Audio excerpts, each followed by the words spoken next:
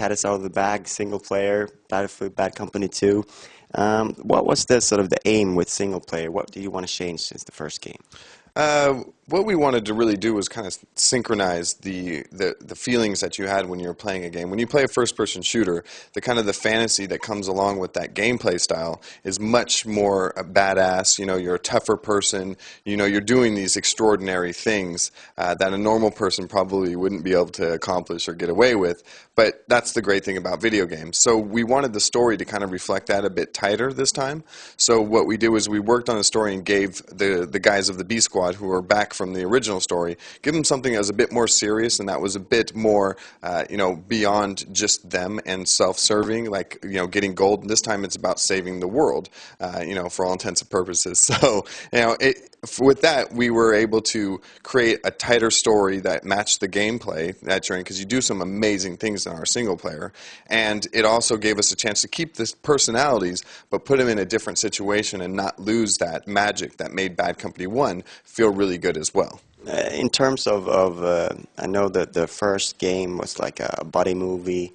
How would you describe Bad Company 2 in those terms? It still has that squad mechanic that, you know, naturally kind of gives you that buddy feeling, and we've really worked on making our, you know, your squad feel more useful. They definitely help you out a lot more, and they're more a part of the team, and sometimes they're the drivers, so you're not always in driving, but sometimes you have a new role, which you're the passenger, like you're the gunner on the Black Hawk and you need to defend the Black Hawk so you can land. Things like that that just kind of infuses and brings the other characters to life and make them feel like they're another person, and less that you're kind of in control of everything and they're not really serving a purpose as well. So that was a big focus of ours, and I think in this one it really resonates a lot stronger that you're a part of a team and a squad than it did in the first one.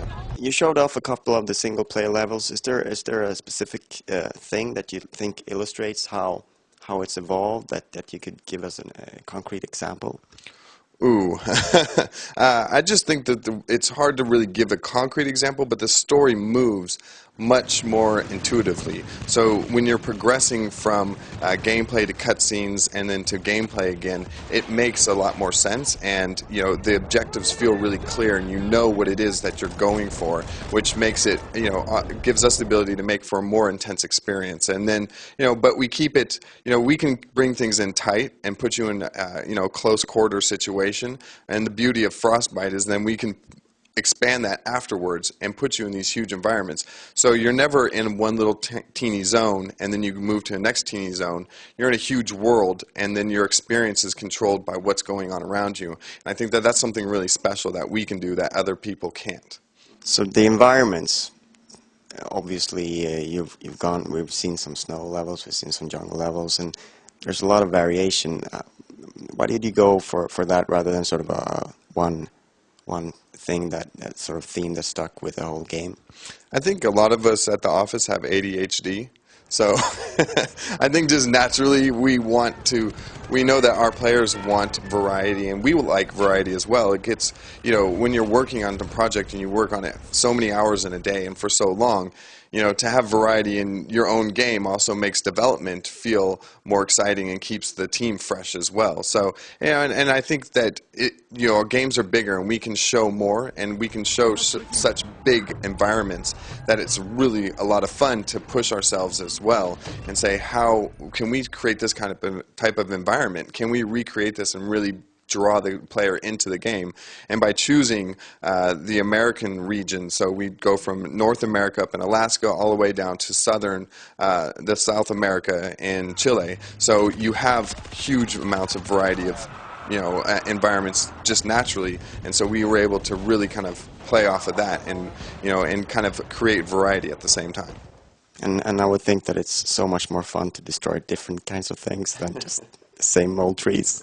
Yeah, definitely. We have some really beautiful looking environments. Like we have an autumny kind of setting in the foothills, so you have trees with a lot of oranges and browns and yellows that really kind of, not that many games approach those kind of environments, and so, in first-person shooters at least, and so we thought it would be really fun to challenge ourselves and we have really a broad color palette for every level, so every level is treated maybe in the same way that another team might treat an entire game.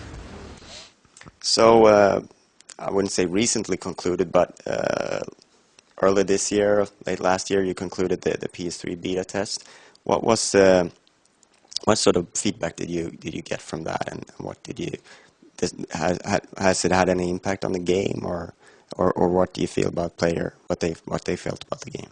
Absolutely, it actually had a huge impact, and we released just some of the changes that happened based on our gameplay designer, Alan Kurtz. He actually went through and we released it on our blog. There's like about 130 plus changes, and there's a lot of ones that are kind of significant and some that are small. But I think that right there shows how much we took that feedback and really applied it. And it was very, very important to us, and especially finding kinks in our system for persistence. Persistence is really important for a game, but if that system gets damaged, it can also be a huge nuisance to a player.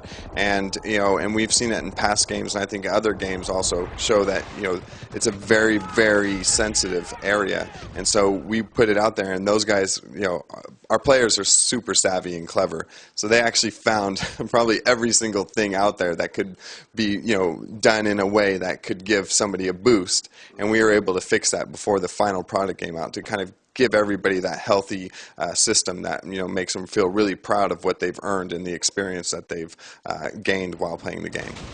Hopefully, but then something else is going to happen when you release the game. Absolutely, but we have, for the first time ever, I think we have the strongest post-launch support team ready to really make sure that we take care of this game not only before it is released but after as well. And I think people are going to be really into that.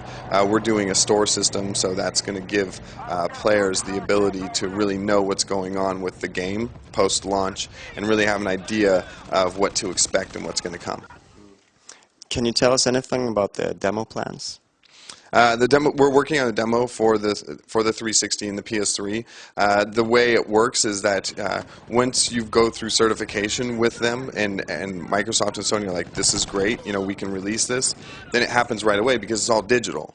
So there's no packaging, none of the shipping things that happen with a hard disk copy. So it's hard for us to say an exact date, but it's going to be before the game releases. So yeah, that's all I can say about that. And we have the PC beta that's coming up. So it's coming up on the 28th, and I know Sweden and I know a lot of countries in Europe are big PC players as well, and still in the U.S. And so we're really excited about this. This is the first BattleFiled game since 2142, like the proper first-person shooter. And we're very excited and kind of nervous at the same time because we feel like we have a lot to live up to. And I think that this is the BattleFiled game that's going to set the new standard. And and take a lot of people are going to refer to it as opposed to Battlefield 2. We have more game modes than any Battlefield game that's ever released. We have 4 game modes as opposed to the 2 that were in 1942 and then 1 that was in Battlefield 2. So now we got 4. So maybe next year, after 5 years running, Battlefield 2 won't be the best-selling Swedish game in Sweden.